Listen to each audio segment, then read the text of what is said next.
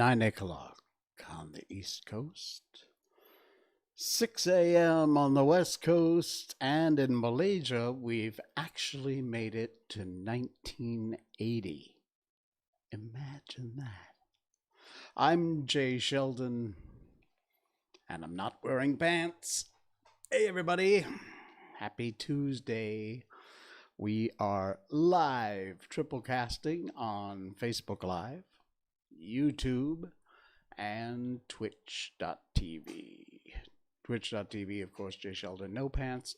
Mohaned, hello. Hey, good afternoon, good evening, or good night, wherever you may be. And Facebook Live, I'm Not Wearing Pants is the channel. Jay Sheldon over on YouTube, if you are so inclined. And I have just checked all the streams, and all the streams are working. Believe it or not, I have no technical problems tonight. Now, I'm saying that now because I'm going to jinx me. I'm going to jinx myself. This chair, I need to oil this. You hear that? I don't know where that squeaking comes from. Jaden, hey, Jaden M45, hello, welcome. One of our viewers over on Twitch. And I noticed earlier, by the way, that Sam C is on. Mr. Sam C, the comedian from Singapore. I mentioned that because I will be a guest on his stream on the 30th of this month. Boy, that's not far away, is it? When is that? Oh my God, that's the Saturday. Yeah, I will be on his stream Saturday. We're playing some wrestling thing. Apparently, Mr. Sam C, Stephen Bones, and myself, and Osman. Osman and I are at one team, and Stephen and Sam C are another team.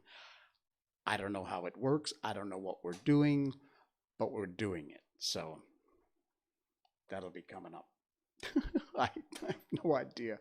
They asked me, I said yes. So there you go. All right. So now the big question is, what does it mean? I put this on my Facebook stories as a teaser for the show. By the way, I noticed my Twitch.tv is being a little funky tonight. I don't know why. What is this 1080p crap? Yeah. Let me bump that up and see if it's any better. Apparently not. Okay, I'm being distracted by technical stuff again. Okay, first, before we get to, I put a tease on my my Facebook stories saying that I was under MCOHC. I didn't explain what that was, but I will explain it in a minute. I am officially under MCOHC. Here in Malaysia, we've had different forms of these lockdowns, whether they work or not. Apparently not, if you look at the numbers. I'm not going there. So before I talk about that, I want to talk about my really cool shirt. I just bought it. I've decided to join the Bomba. Here in Malaysia, we call the fire department Bomba. And they, when they're, I don't know if when they're on duty or off duty or what it is, but they wear these red camouflage shirts. Oh, that chair is going to drive me nuts. Listen to that. Sorry about that. Are they trying to hide in the fire? I don't know the idea behind the red camouflage shirt, but our fire department here wears them. They're cool as hell. They look great. I mean, not on me, but they look good on the firemen. So I found this at a store and I bought it. I make the purchase. I leave. I get home. I take the shirt out of the bag. And what's still stuck back here on the collar? The security tag. It didn't beep, obviously. So Now I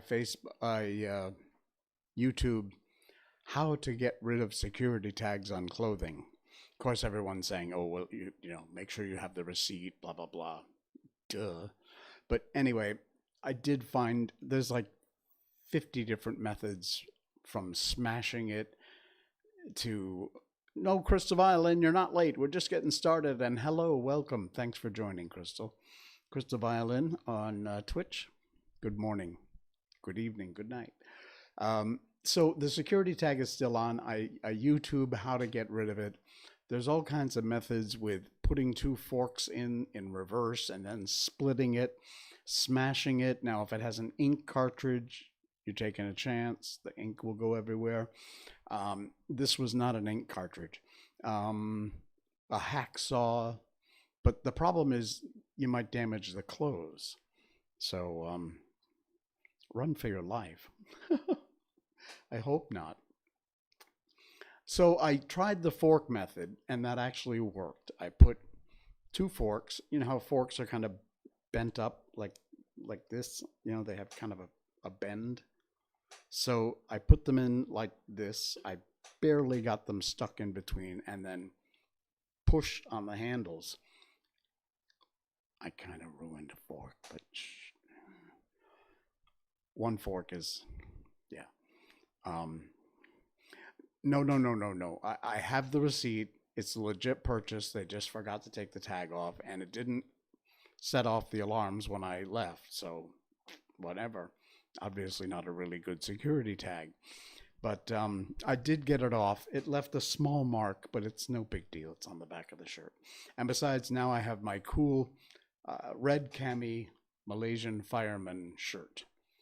So the only trouble is it's this spandex material, like all those fit, well-built runners wear and things. On me, it looks like a rubber band on an egg, basically. So, yeah, it shows off my man boobs. Thanks, Mohammed. Okay, where are we going? Oh, yeah. MCOHC. I am officially under MCOHC. What is that? I'll tell you. MCO is what we call our current lockdown. It's called the Movement Control Order. And Malaysian Fireman J.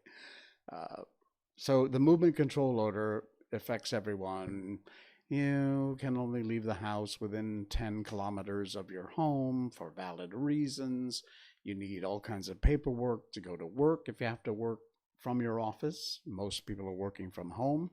Those people who haven't lost their jobs already because of this ridiculous crap. And so I, as of about 3 hours ago, am officially under MCOHC. You see this? I love this hat. I love this hat. One of my favorite hats. It simply says believe. Believe in yourself. That would be the first one. And believe. No. I'm kidding, Crystal Violin.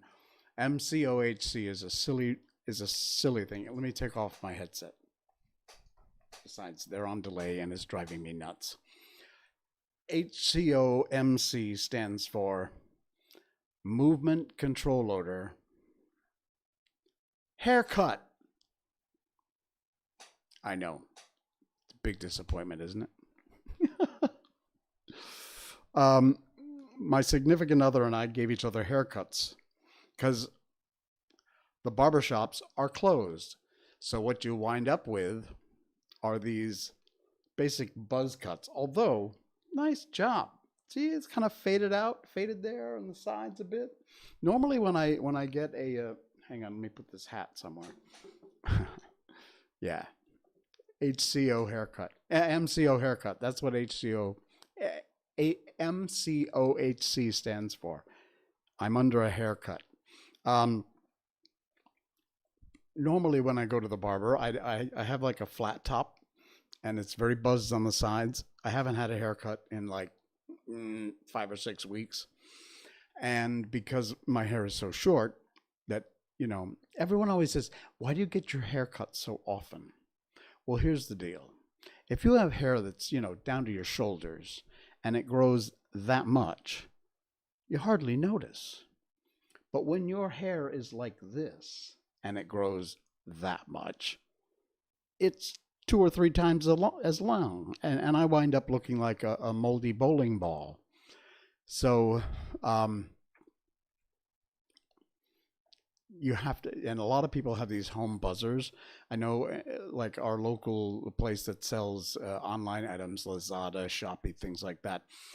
They go nuts during these MCOs because everybody's buying the clippers so they can do their own haircuts.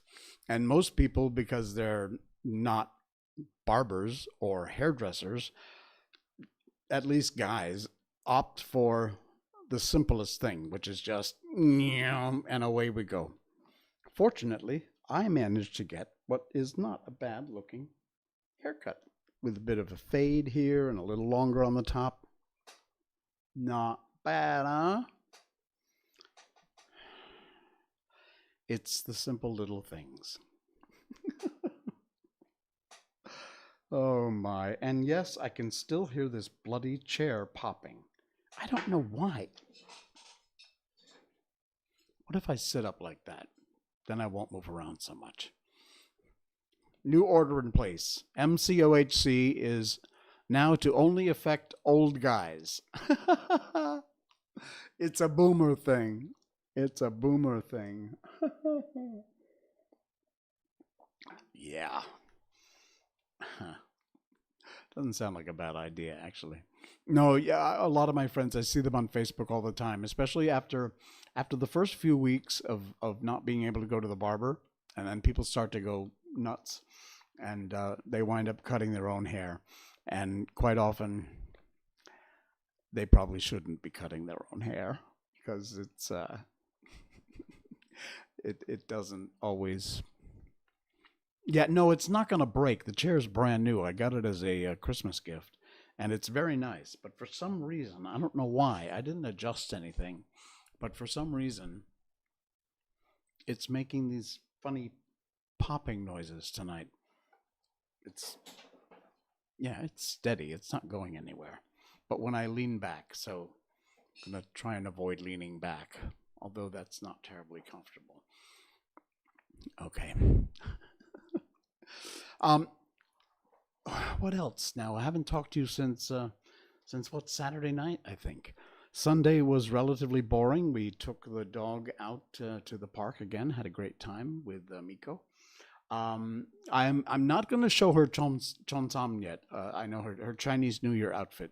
I know I said I would do that coming up, but I think I want to wait until it's a lot closer to Chinese New Year, which is what, the 14th of February, I think, something like that, somewhere around the 14th.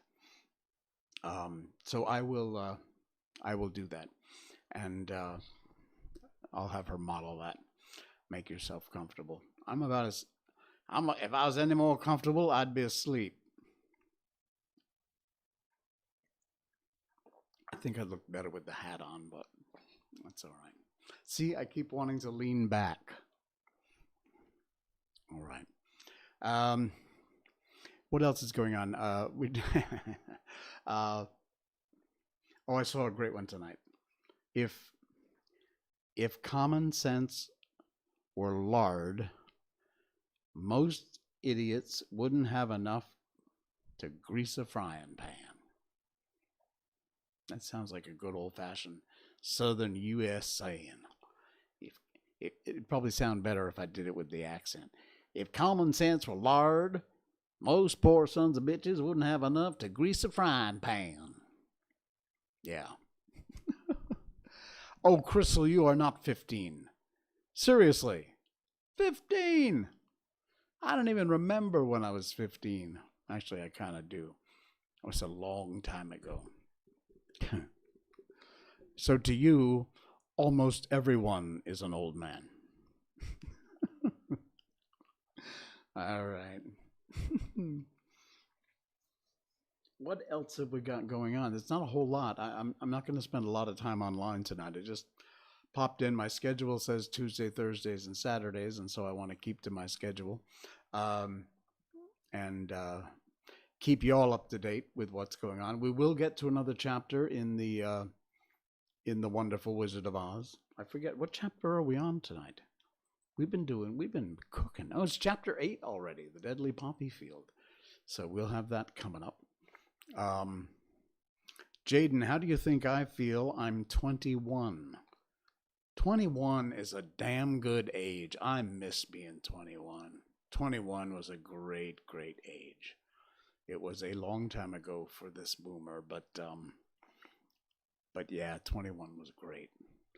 First of all, you're legal to do everything at that point, no matter what. I mean, the state laws are different in the U.S. and everything. I don't know about other parts of the world. I know about the U.S. Vote, drink, all that stuff. How long will lockdown last in Malaysia?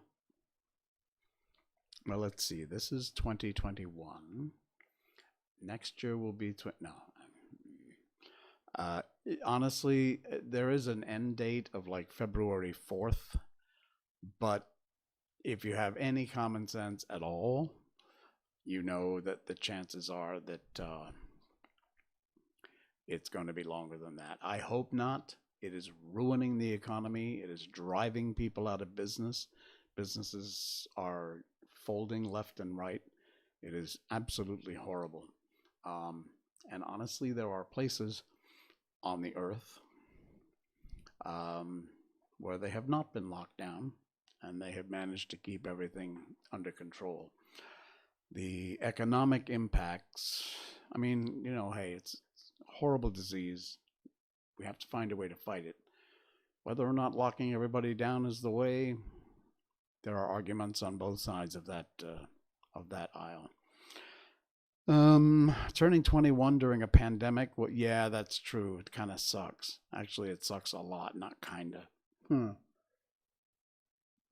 Couldn't party, right? Couldn't go out, do all the things you're supposed to do when you turn 21. Save it, make up for it once all this is over. And it will be over, I'm sure of that. 15 since last year. My birthday's March 2nd. Oh, it's coming up. You're almost 60. Yeah. No, it doesn't technically make you 16. It technically still makes you 15. But you're almost 16, so that's all right. Crystal, is now in the U.S., I think you can get a learner's permit to drive at 14 or 15. And 16, you can take your test to get your driver's license. I'm not sure if you're in the U.S. or not, Crystal, but yeah, I'm sure other places are different age for driving licenses and even drinking. Is there anybody here from the UK? I don't know anything about the UK. I've never been there. Don't really have any particular desire to go, but isn't the drinking age substantially lower in the UK? I had heard that. I don't know if it's true or not. Yeah. Jaden says, I think you're right. Crystal, I will not trust myself even with a van.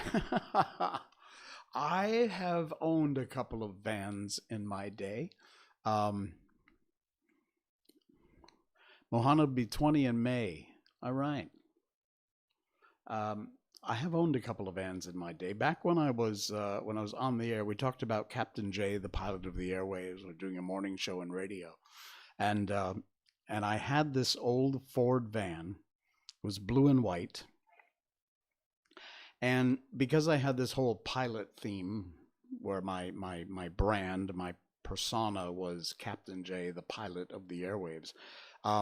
Somebody from one of the local airports brought me an actual propeller from a Cessna airplane. Now, I mean, this thing was huge. It was taller than me. That's not saying much, but I'm short. I'm about 5'7", I think, although I probably shrunk. So yeah, I'm quite short. I don't know what that is in cm. So they brought me this propeller. I'm on the air, and I intro the record and blah blah blah blah, and then I turn around and look out the window, the glass of the broadcast booth window, and there's a guy standing there holding this giant propeller, and he's he's brought it to me as a gift because I'm Captain J. So he thought I would like a propeller. I did. It was great. Um, these streams make me wish I was able to hear your radio show. I have air checks from my radio show, but they are all on cassette tape. Yeah, it's that old. And sometimes reel to reel tape.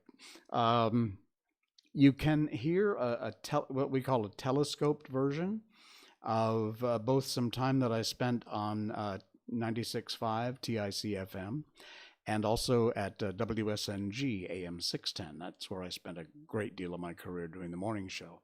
And if you go to The Voice Guy on Facebook, go to Facebook and in the search type in The Voice Guy. You'll see my picture there. That's my channel, and it's all the different voice work that not all of it, but a lot of the voice work I've done in the past.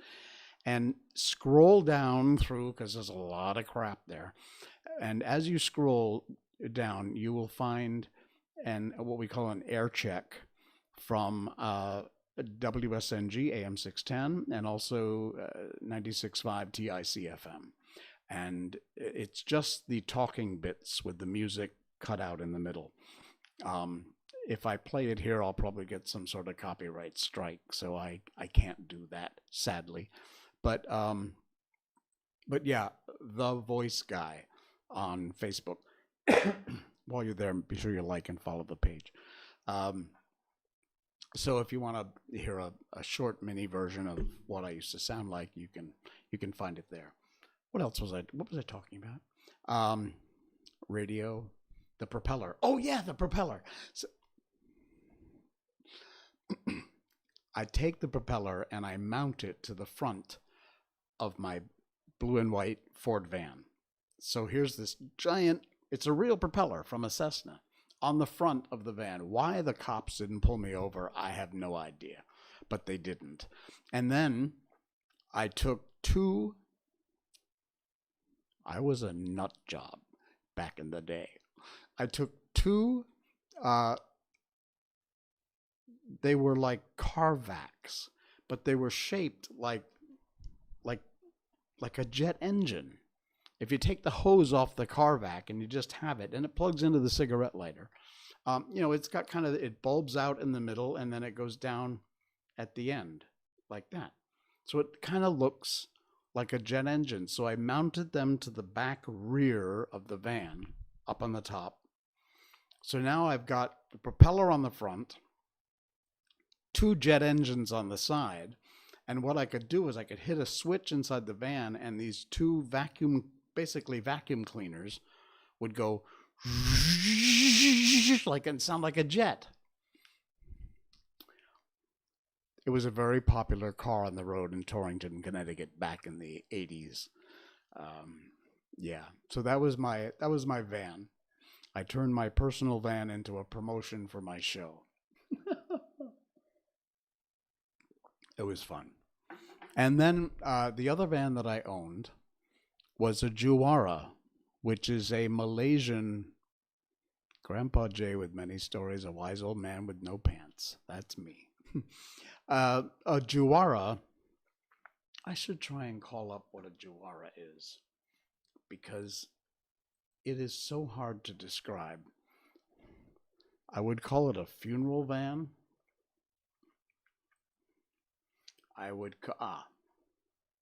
Okay. I think I can. I don't know if this is going to work or not. Let me try. Probably not. All right, so now we've reduced J, and then let's see if we can get our, there it is. Hey, I did it. So you see, let's see, there. Hang on. Okay, you see this? The doors are open, so it's kind of hard to see. Let's see. There it is. There it is. Check this guy out right there. This yellow one. This was my Juara. It's It's either called the bread truck, because you'll see there in this one over here. Hang on, there. Okay, this one over here. Yeah, it's not a comfortable ride. Trust me, it is damned uncomfortable, but it's the coolest vehicle ever. It's shaped like a box. It's top heavy. They say they flip over easy, but honestly, I've taken this thing very fast around some corners before, and I had no problem with it at all. It's no, it's whoops. Oi, stop it. Okay, it's not really that small. I'm trying to find one with. I'm moving it around here live. Sorry about that. Yeah, I can't find one that's got some body. Oh, hang on. There's a guy standing next to it. So okay, yeah, it's not huge. It's not a giant camper, but it's not that small. And I owned one of these. It was a lot of fun. I loved this thing. And the coolest thing was it's a great utility because you open this side door. I mean, it's got, of course, two doors in the front, duh. But then it's got a side door here, and the back, the whole back flips up that way. It's hinged up here at the top, and this whole back opens up. At the time when I was shooting a couple of different TV shows and things, this thing worked perfect, not only to haul film equipment around, but as a camera platform. You can shoot out the side, you can shoot out the back. Many shots that I got were done using this Juara. It's a very, very, very, very cool vehicle. So that was the other van that I owned. It's called a Juara, which, if I'm not mistaken, in Bahasa Malay, the language here, that means champion. I believe Juara is champion. It was a champ. It was a very good, and the best part of all is that a lot of people who run fruit stalls and little eateries and things, they will use these as utility vehicles. So you see a lot of old uncles, Malaysians driving around, or aunties driving in these things. Then you wind up with the Matsale, the white devil, driving down the road in the yellow Juara, and people are like, they're looking like, what the hell is that guy doing? Because, expats in this country are often enormously paid and fabulously wealthy. Not this boy, but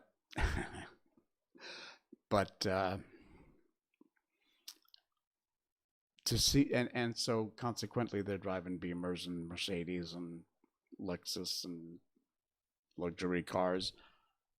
I have a very old 10-year-old Perdana, okay, and that's a stretch for me.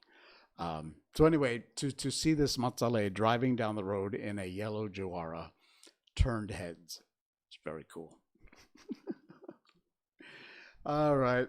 Enough of that chit chat and talking about ridiculous vans. Excuse me. At least my chair stopped squeaking. That's a good thing. I am going to move on over. Let me just dump this. Okay. I'm going to move on over. I'm going to grab my headphones. And let's see. Hey, Chaotic Robot. Hey, Captain J back again. Thank you, Chaotic Robot. Good to see you.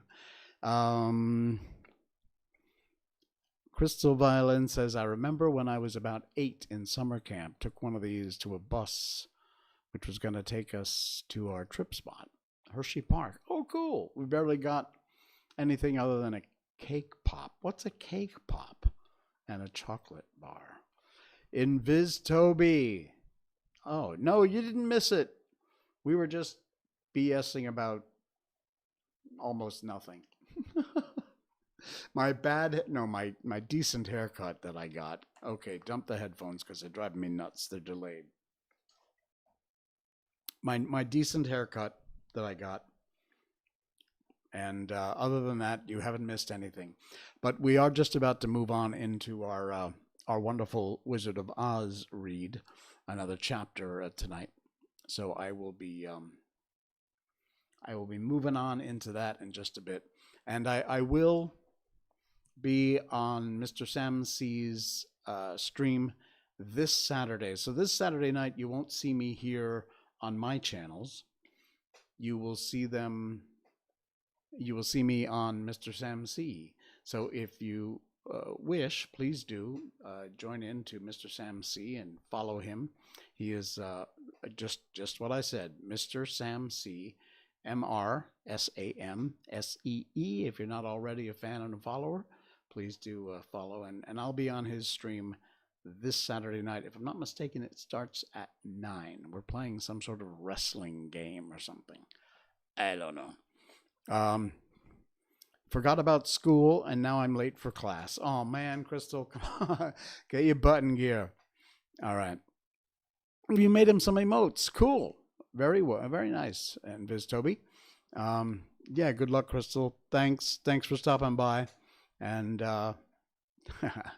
we will see you next time, Crystal Violin.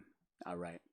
Okay, time to move on into the wonderful Wizard of Oz. And I will tell you that all these wonderful books that I read come from Project Gutenberg. Obligated Orb, hey, glad you made it. Thank you. Hi. All right, to Obligated Orb. You missed the first 30 minutes, but that's all right. We didn't, nothing earth-shattering other than my haircut and my fireman's shirt. So we're gonna shove on over to the Wizard of Oz here to close out our last 20 minutes or so of this fiasco. Project Gutenberg is a place where you will find all kinds of, thank you, Obligated Orb. You'll find all kinds of great classic books. They are in the public domain. They are available to download, to read. They've got all the great works there, all the classics are there. And it also gives me a chance to read to you, which I enjoy doing. And apparently some of you enjoy it too. So, excuse me, Project Gutenberg, which is gutenberg.org. If you want to check them out, please do. They're a really cool website. All right, so moving on up to the east side. Remember that? What was that show? What was that show? I can't remember now. It was about a black family in New York. It was a spin-off of the old All in the Family Archie Bunker show. I can't remember the name, but that was the theme song. I can't do much of it otherwise. Again, copyright strike. But that was a cool show. I want to say Weezer was her name, but that wasn't it. I'll remember it and let you know next time. All right. The Wonderful Wizard of Oz by L. Frank Baum. We are up to Chapter 8. Dorothy and the Scarecrow and the Cowardly Lion and the Tin Woodman have all gotten together and they're headed toward Oz. And we pick up the travelers in this chapter, which is called The Deadly Poppy Field. Our little party of travelers awaken the next morning refreshed and full of hope, and Dorothy breakfasts like a princess off of peaches and plums from the trees beside the river. Behind them was the dark forest they'd passed safely through, although they had suffered many discouragements. But before them was a lovely, sunny country that seemed to beckon them on to the Emerald City. Now, to be sure, the broad river now cut them off from this beautiful land, But the raft was nearly done, and after the Tin Woodman had cut a few more logs and fastened them together with wood pins, they were ready to start. Dorothy sat down in the middle of the raft and held Toto in her arms. When the Cowardly Lion stepped upon the raft, it tipped badly, for he was big and heavy. But the Scarecrow and the Tin Woodman stood upon the other end to steady it, and they had long poles in their hands to push the raft through the water. They got along quite well at first, but when they reached the middle of the river, the swift current swept the raft downstream, farther and farther away from the road of yellow brick, and the water grew so deep that the long poles would not touch the bottom. "Oh, this is bad," said the Tin Woodman, "for if we cannot get to the land, we shall be carried into the country of the Wicked Witch of the West, and she will enchant us and make us her slaves." "And then I should get no brains," said the Scarecrow. "I should get no courage," said the Cowardly Lion. "And I should get no heart," said the Tin Woodman. "And I should never get back to Kansas," said Dorothy. "Well, we must certainly get to the Emerald City if we can," the Scarecrow continued, and he pushed so hard on his long pole that it stuck fast in the mud at the bottom of the river. Then, before he could pull it out again or let go, the raft was swept away, and the poor Scarecrow was left clinging to the pole in the middle of the river. "Goodbye," he called after them, and they were very sorry to leave him. Indeed, the Tin Woodman began to cry, but fortunately remembered that he might rust, so he dried his tears on Dorothy's apron. Of course, this was a bad thing for the Scarecrow. "I am worse off than when I first met Dorothy," he thought. "Then I was stuck on a pole in a cornfield, where I could make believe scare the crows at any rate, but surely there is no use for a Scarecrow stuck on a pole in the middle of a river. I'm afraid I shall never have any brains after all." Down the stream the raft floated, and the poor Scarecrow was left far behind. Then the Lion said, "Something must be done to save us. I think I can swim to the shore and pull the raft after me, if you will only hold fast to the tip of my tail." So he sprang into the water, and the Tin Woodman caught fast hold of his tail. Then the Lion began to swim with all his might toward the shore. It was hard work, although he was so big, but by and by they were drawn out of the current. And then Dorothy took the Tin Woodman's long pole and helped push the raft to the land. They were all tired out when they reached the shore at last and stepped off upon the pretty green grass. And they also knew that the stream had carried them a long way past the road of yellow brick that led to the Emerald City. "What shall we do now?" asked the Tin Woodman, as the Lion lay down on the grass to let the sun dry him.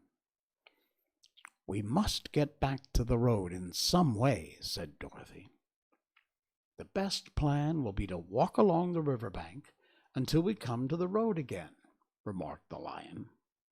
So, once they were rested, Dorothy picked up her basket, and they started along the grassy bank to the road from which the river had carried them. It was a lovely country, with plenty of flowers and fruit trees and sunshine to cheer them, and had they not felt so sorry for the poor Scarecrow, they could have been very happy.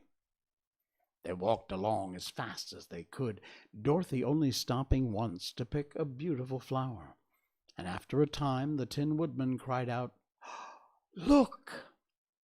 Then they all looked at the river, and saw the Scarecrow perched upon his pole in the middle of the water, looking very lonely and very sad.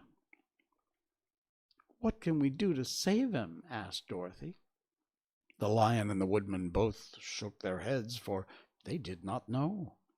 So they sat down upon the bank and gazed wistfully at the Scarecrow until a stork flew by, who, upon seeing them, stopped to rest at the water's edge. "Who are you, and where are you going?" asked the stork. "Oh, I am Dorothy," answered the girl, "and these are my friends, the Tin Woodman and the Cowardly Lion, and we are going to the Emerald City." "Oh, this isn't the road," said the stork, as she twisted her long neck and looked sharply at the queer party. "I know it," returned Dorothy, "but we've lost the Scarecrow and are wondering how we shall get him back." "Where is he?" asked the stork. Over there in the river," answered the little girl. "If he wasn't so big and heavy, I would get him for you," remarked the stork. "Well, he isn't heavy a bit," said Dorothy eagerly, "for he is stuffed with straw, and if you will bring him back to us, we shall thank you ever and ever so much." "Well, I'll try," said the stork, "but if I find he's too heavy to carry, I shall have to drop him in the river again." So the big bird flew into the air and over the water until she came to where the Scarecrow was perched on his pole. Then the stork, with her great claws, grabbed the Scarecrow by the arm and carried him up into the air and back to the bank, where Dorothy and the Lion and the Tin Woodman and Toto were sitting. When the Scarecrow found himself among his friends again, he was so happy that he hugged them all, even the Lion and Toto, and as they walked along he sang "Tol-de-ree-de-o" at every step. He felt so gay. "I was afraid I should have to stay in the river forever," he said, "but the kind stork saved me, and if I ever get any brains, I shall find that stork again and do her some kindness in return." "Ah, that's all right," said the stork, who was flying along beside them. "I always like to help anyone in trouble, but I must go now, for my babies are waiting in the nest for me. I hope you'll find the Emerald City and that Oz will help you."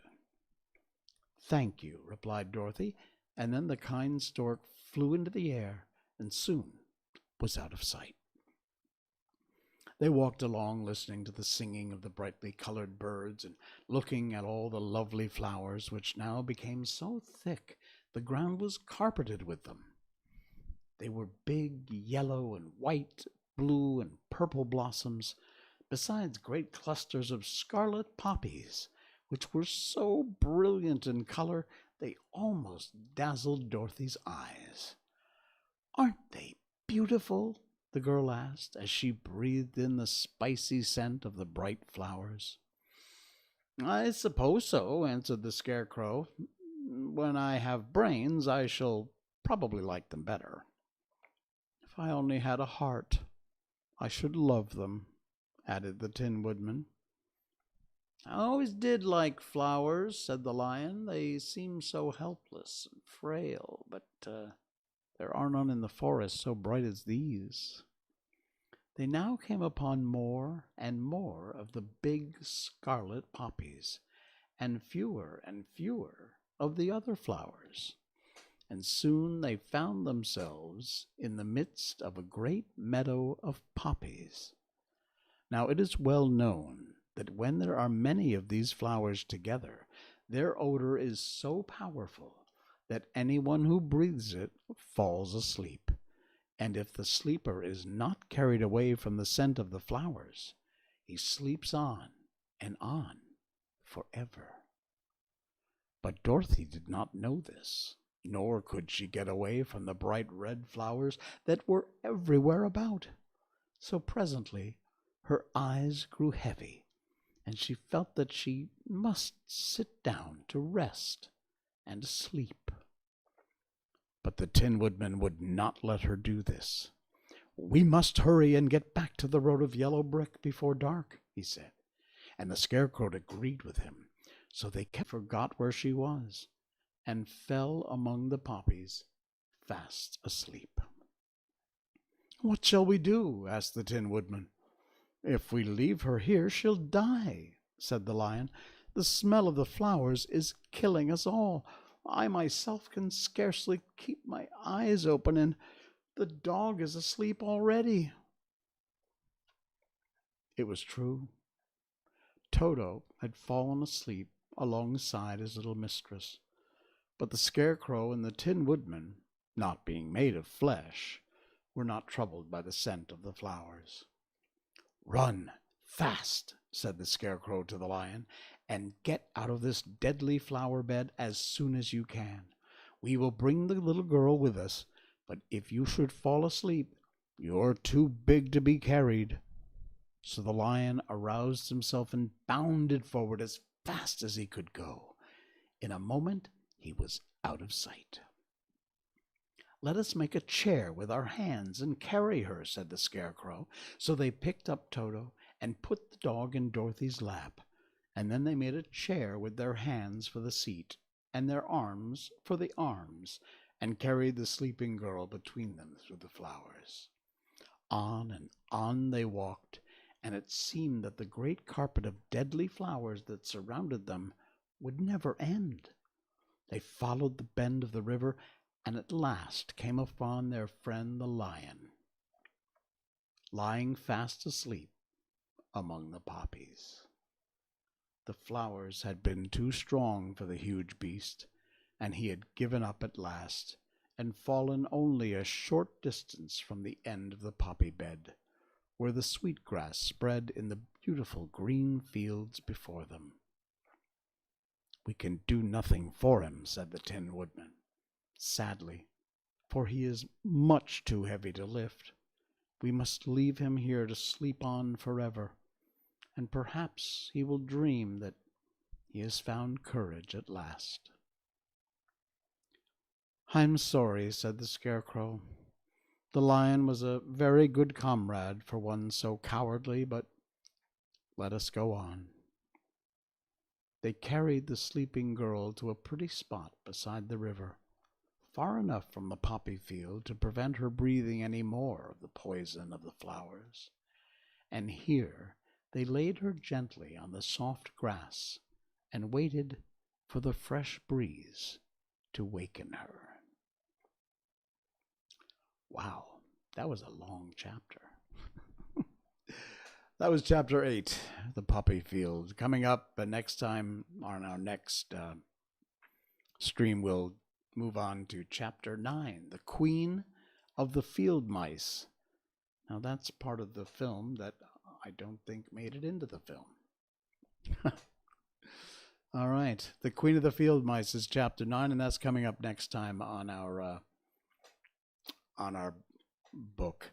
Chaotic Robot, post art eventually. Thank you. And I did see, I think I mentioned it in our last stream, some great art from Chaotic Robot. There's some fan art stuff. It was really nice. Thank you. It had some of the Wizard of Oz characters and Toto and me. That was very cool. Yeah, I've never heard of the Queen of the Field Mice. I'm excited to see what that chapter is all about, because it's certainly not in the film. But again, this is the original L. Frank Baum book. It's officially called The Wonderful Wizard of Oz. So we will do that. All right, guys. That's it. That's it for tonight. It's a Tuesday. We've done about an hour's worth of absolute muckraking nothing here. So thanks for joining. I will see you again next time, which will be on Thursday, I believe, about 10 o'clock p.m. Malaysian time, wherever that might be in your part of the planet. And I will have this creaky chair oiled by then, too. So sorry about that. I have no idea what's going on with this. All right, let me just do a quick retake here. And away we go. There we go. Okay, we got it. All right. What? 2 p.m.? No. My time is 10 p.m. on Thursday will be our next stream. Just so you can coordinate your clocks, it is 10 minutes to 11 p.m. on the 26th of January here now. So you can figure out wherever that is in your part of the world. I will see you next time. Thanks for liking and following and sharing. If you want to help out the stream, you can click that.